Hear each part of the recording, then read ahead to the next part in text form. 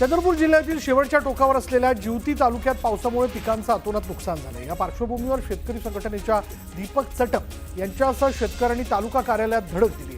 यावेळी नुकसान मदतीपासून वंचित ठेवण्यासह सातबारा बंद करण्याचे प्रकार तात्काळ न थांबवल्यास तीव्र आंदोलन करू असा इशारा शेतकऱ्यांनी दिला। सर्वसामान्यांना परवडणाऱ्या दरात जेवण उपलब्ध करून देणारी शिवभोजन थाळी योजना निधीअभावी आर्थिक अडचणीत सापडली आहे। ऑक्टोबर 2024 पासून केंद्र चालकांना अनुदान मिळालं नाही। जवळपास 7.5 कोटी रुपये थकल्याची खंत केंद्र चालकांनी व्यक्त केली।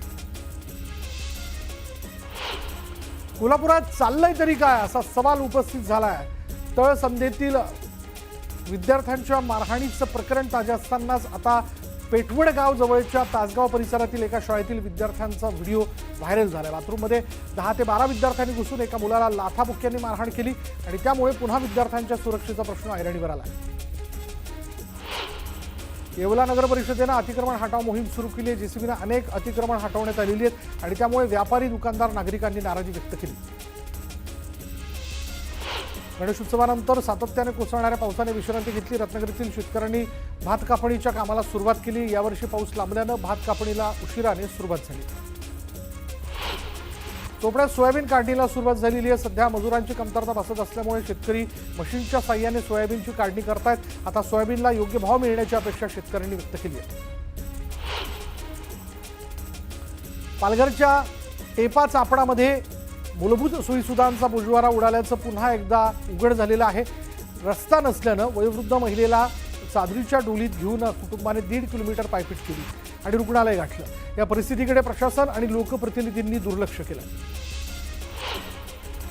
एकीकडे परतीच्या पावसानं हाहाकार माजवल्यानं लाखो हेक्टरवरील पिकं उद्ध्वस्त झालेली आहेत आणि त्याच परतीच्या पावसामुळे मात्र मालेगाव मनमाडसह नाशिक जिल्ह्यातील सर्वच धरणं ओव्हरफ्लो झाली। त्यामुळे जिल्ह्यातील पाणी टंचाईसह सिंचनाचा प्रश्न मिटला।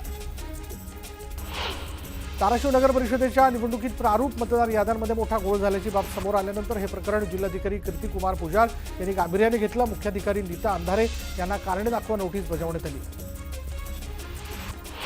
तुळजापूर पोलीस ठाण्यातील सहाय्यक पोलीस निरीक्षक नरवडे यांना तपासातील निष्काळजीपणा भोवलाय। पोलीस अधीक्षक रितू खोकर यांनी ठोस भूमिका घेत त्यांच्या निलंबनाचे आदेश दिलेत। मालेगावच्या सामान्य रुग्णालयात औषधांचा तुटवडा निर्माण झालाय आणि त्यामुळे सामान्य रुग्णांचे हाल होत असून संतप्त नातेवाईकांनी रुग्णालयाच्या पायऱ्यांवर बसून धरणे आंदोलन केलं। बीडच्या परळी शहरातील नर्मदेश्वर वारकरी गुरुकुलमध्ये लहान मुलांना झालेल्या मारहाणीच्या निषेधार्थ पोलीस स्टेशनवर आक्रोश मोर्चा काढण्यात आला। आरोपींना तात्काळ अटक करण्याची मागणी यावेळी करण्यात आली। अकोल्यातील शेतकरी संघटनेनं सरकारनं जाहीर केलेल्या मदतीवर टीका केली। GR वारंवार बदलून जनतेची दिशाभूल करत केल्याचा आरोप करण्यात आला। बुलढाणा ठाकरेंच्या शिवसेनेनं आंदोलन केलेलं आहे। लोणार आणि मेहकर तालुक्याला अतिवृष्टीच्या यादीत समाविष्ट न केल्यानं निषेध करण्यात आला आणि यावेळी शासन निर्णयाची कार्यकर्त्यांनी होळी केली। पालघरमधील वाढवणसह परिसराला पोलीस छावणीचं स्वरूप आलेलं आहे। प्रचंड पोलीस बंदोबस्तात केंद्र सरकारच्या वाढवण बंदरे प्रकल्पाचं सर्वेक्षण सुरू आहे। यालाच विरोध करत स्थानिकांनी वाढवण विरोधात घोषणाबाजी केली। बीडच्या केज तालुक्यातील कुर्डेवाडी इथे साठवण तलाव उभारण्याच्या मागणीसाठी जलसमाधी आंदोलन करण्यात आलं। शेकडो ग्रामस्थांनी यात सहभाग घेतला असून मागील 6 दिवसांपासून हे आंदोलन सुरू आहे। शिर्डी नगर परिषदेच्या मतदार याद्यांमध्ये घोळ झाल्याचा आरोप करत काँग्रेसने नगर परिषद निवडणुकीवर बहिष्कार घालण्याचा निर्णय घेतला। मतदार याद्यातील घोळ मिटेपर्यंत निवडणूक प्रक्रियेत सहभागी न होण्याचा निर्णय घेण्यात आला। पालकमंत्री राधाकृष्ण विखे पाटलांच्या मतदारसंघात ओबीसी नेते लक्ष्मण हाकेंचा निषेध करण्यात आला। विखे पाटलांवर केलेल्या टीकेमुळे लक्ष्मण हाकेंच्या फोटोला जुडे मारत हाकेंविरोधात घोषणाबाजी करण्यात आली। सांगोल्यात दिवंगत आमदार गणपतराव देशमुख यांच्या घरावर दारूच्या बाटल्या आणि दगड मारल्यानं सांगोला बंदची हाक देण्यात आली। या बंदमध्ये हजारो कार्यकर्ते सहभागी झाले। छत्रपती संभाजीनगरमध्ये अतिवृष्टीग्रस्तांसाठी उद्धव ठाकरेंच्या उपस्थितीत हंबरडा मोर्चा काढण्यात आला। संपूर्ण कर्जमाफीसह हेक्टरी 50,000 रुपये द्या, पीक विम्याचे निकष पूर्ववत ठेवा, पशुधनासाठी निकष शिथिल करून मदत द्या, या मागण्यांसाठी ठाकरेंचा पक्ष रस्त्यावरती उतरला। शेतकऱ्यांना सरसकट कर्जमाफी द्या, तसंच हेक्टरी 50,000ची मदत द्या अशी मागणी उद्धव ठाकरेंनी केली। कर्जमाफी होत नाही तोपर्यंत सरकारला सोडणार नाही, हाती आसूड घेऊन सरकारला वट्टीवर आणावंच लागेल असं उद्धव ठाकरे म्हणाले।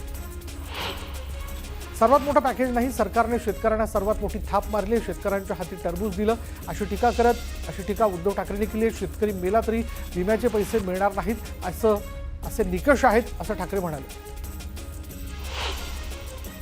कर्जाचं पुनर्गठन करणं म्हणजे आजचं मरण उद्यावर अशी स्थिती आहे, त्यामुळे कर्जाचं पुनर्गठन नको, कर्जमुक्ती द्या अशी मागणी उद्धव ठाकरेंनी केली आहे. सरकार असतं तर शेतकऱ्यांना कर्जमुक्ती दिली असती असंही ठाकरे म्हणाले. आमच्या सरकारने एवढं मोठं पॅकेज जाहीर केलं, ठाकरेंना याची कल्पना नव्हती म्हणून हंबरडा सभा घेतल्याची टीका सुनील तटकरेंनी केली. तर महाविकास आघाडी विनाकारण राजकारण करत असल्याचं वक्तव्यही त्यांनी केलं. जनावरांसारखा हंबरडा फोडायचा चांगला आहे, आता त्यांना तेच काम योग्य आहे असं म्हणत गिरीश महाजनांनी उद्धव ठाकरेंच्या हंबरडा मोर्चावरून टीका केली. ठाकरेंच्या शिवसेनेकडून सहानुभूती मिळवण्याचा प्रयत्न सुरू असल्याची टीका मंत्री शंभूराज देसाईंनी केली. कसलाही मोर्चा काढू दे, जनतेवर काही परिणाम होणार नसल्याचंही ते म्हणाले. मंत्री भरत गोगावलेंनी उद्धव ठाकरेंच्या हंबरडा मोर्चावर टीका केली.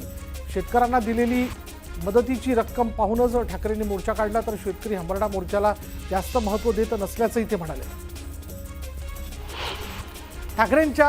ठाकरेंचा मोर्चा शेतकऱ्यांसाठी नाही तर निवडणुकांसाठी आहे अशी टीका खासदार संदीपान भुमरेंनी केली आहे. शेतकऱ्यांना जी मदत करता येईल ती सरकारने नाकारली, शेतकऱ्यांच्या मदतीमध्ये राजकारण नको असं भुमरे म्हणाले. जैन समुदायाच्या धर्मसभेत जैन मुनी कैवल्यरत्न महाराज बरळल्याचं दिसून आलं. मी डॉक्टरांना पण मूर्ख मानतो, 1-2 जण मेल्यानं काय होतं, दररोज सामान्य माणूस मरतो आणि त्याचा सरकार विचार करत नाही असं विधान कैवल्यरत्न महाराज यांनी केलं. आणि त्याचबरोबर कबुतराच्या विष्ठेमुळे गृहकलश संपतात, कबुतराची विष्ठा किडनी आजार ठीक करते असा अजब दावा जैन मुनींनी केला.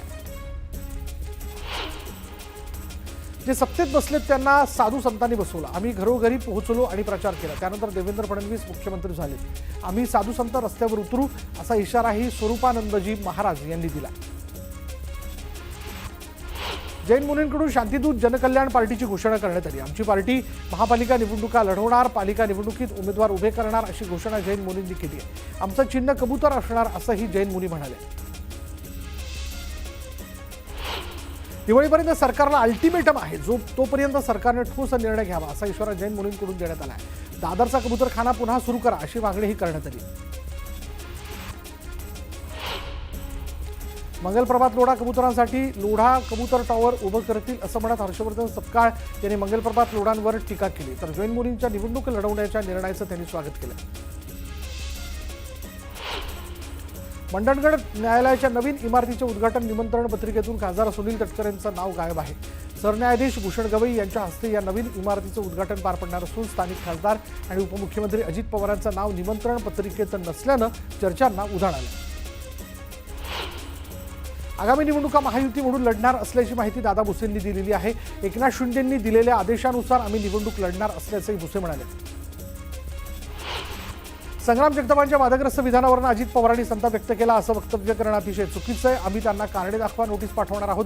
संग्राम जगतापांची भूमिका पक्षाला मान्य नाही, त्यामुळे योग्य ती कारवाई करू असा थेट इशारा अजित पवारांनी दिला. महादेव जानकरांनी सांगोल्यातील घटनेचा निषेध केला. दोषींवर कठोर कारवाई करण्याची मागणी त्यांनी केली. तर सरकार जाती भांडणं लावत असल्याचा आरोपही त्यांनी केला.